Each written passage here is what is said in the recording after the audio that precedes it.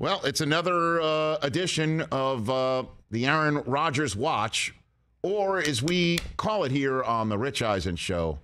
Sorry, folks. Got that over there, Mike? Or you're texting your USL friends? What are you doing over there? Sorry, folks. Thank you. USFL. What did I say? What did I say? USL. That's FFL? USFL. Aaron Rodgers is still not on the Jets. That's what we're calling this segment. Man who covers the Green Bay Packers. Sorry, folks. For the worldwide leader in sports. Rob Demovsky back here on the Rich Eisen Show. On the day the off-season workout program is up and running for the National Football League. What's up there, Robert? Rich, is that sorry, folks, park's closed? Is that the rest of that? Yeah. We have a beautiful full-screen graphic here. It's production value is what we call it. Sorry, folks. And it is John Candy with his Wally World uniform telling everybody Aaron Rodgers is still not on the Jets. So, well, if something doesn't change, then Chevy Chase might have to play the role of Brian Gutekunst and just break into the Jets draft room and tell Joe Douglas, will you please accept one of my proposals? Is that what it is? Because we're all wondering who's it on. Are you saying? Yeah, that is right. That is a great question. From what I was told back at the owners' meetings when I was in Phoenix, so what was that, about a week or 10 days ago, whenever it was, that the Packers had essentially put together, A, B, C, D, E, F, G, however many offers, and presented them to the Jets, and that's the last I've heard of what's happened. Now, if you ask the Jets, they'll probably tell you that they told the Packers, this is what we want, you meet our demand. So it's so hard to tell, and that's why we really don't know, Rich, who actually has the leverage in this situation. I mean, you can make cases for reasons that the Packers do, reasons that the Jets do. It depends on your perspective. I really believe that it's hard to tell who exactly is driving this. So, look, it really is a calendar point of view because the Jets have leverage right now because they've got 2 second-round draft choices back to back. One of them has the Packers' name written all over it. If they can figure out of the sliding, apparently from what I'm hearing, the sliding scale of what the draft choice in the following draft would be based on what Rodgers is going to do, and the idea that there was a first-round pick on the table no matter what after he said he was 90% retired, and the Jets went through, Brett Favre using them as a portal to the Vikings before. The owner of the Jets kind of wants some sort of assurance that the first-round pick is only on the table if Rodgers not only succeeds but returns for another year. I mean, that's a great point. But here's the thing: Rodgers is never going to be able to, at least I don't think, is ever going to tell anybody, I'm going to play X number of years. Yes, I'll play this year and next year. I just don't think he's at the point in his career and his life where he's willing to operate on more than a one-year basis. Did Favre really think that if he went to the Jets for 1 year, he could get to Minnesota? Yeah, maybe he did. But even with Brett, I'm not so sure that he knew that he wanted to play more than that 1 year, which was, I believe, the 2008 season that he played with the Jets. So, yeah, if you're Woody Johnson, that's you want assurances. The problem is I don't know that he's going to get them.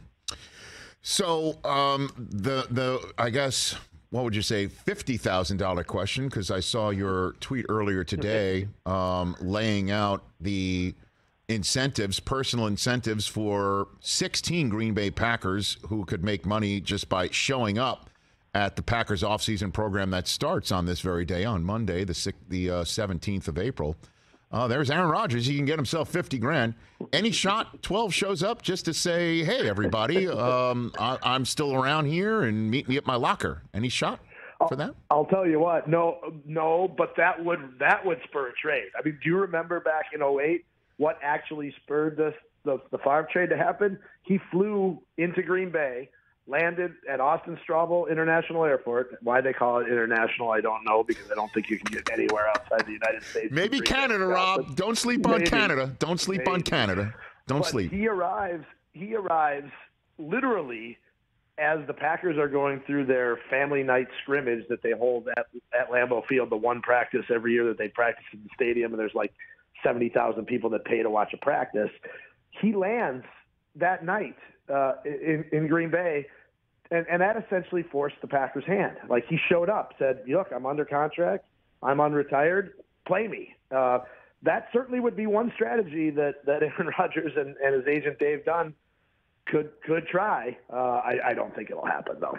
Well, I mean, it could if this thing goes through the draft, right? I mean, May has some mini camps, and then there's June for a mandatory mini camp, and I imagine, and if, Rodgers gets hurt in any of these working out, that creates another conundrum for Green Bay. And that's the fear on the Packers standpoint, is if he were to come and get hurt in their facility, then they would be on the hook. Now, if he's working out on his own and gets hurt, I believe they would be able to categorize that as a non-football injury, and then they wouldn't necessarily have to pay him. Obviously, there'd be huge arbitration and all that stuff, but that would be a thing. I do also believe, Rich, that his workout bonus is tied only to showing up for the mandatory minicamp. That's what it was last year. Uh-huh. Whereas the rest of these workout bonuses, it's almost always you must participate in X percentage. Usually it's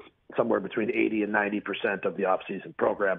Rodgers, though, I believe is only for the minicamp, the mandatory minicamp, which I think is June 13th to the 15th. So let's maybe wait on that one. Okay, so it's the draft, really. That is a significant deadline, and we are closing in on single-digit number of days because it's the Friday night, really, of the draft. That's when the second-round pick or even a third-round selection, depending on the sliding scale of what this second draft choice in the second year would look like. So I guess ballpark it for me, how you're hearing it's going down or what the conversation is as the offseason workout program opens up in Wisconsin there on Monday.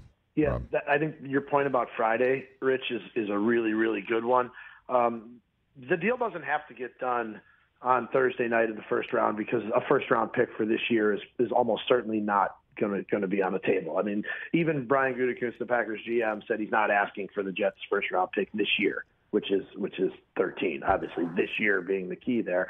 So I could easily see both of these teams like, hey, we're gonna let's do our first round. Let's get this pick done, and then Friday morning we've got 6 p.m. I believe is the start of Friday night draft, which is rounds 2 and 3.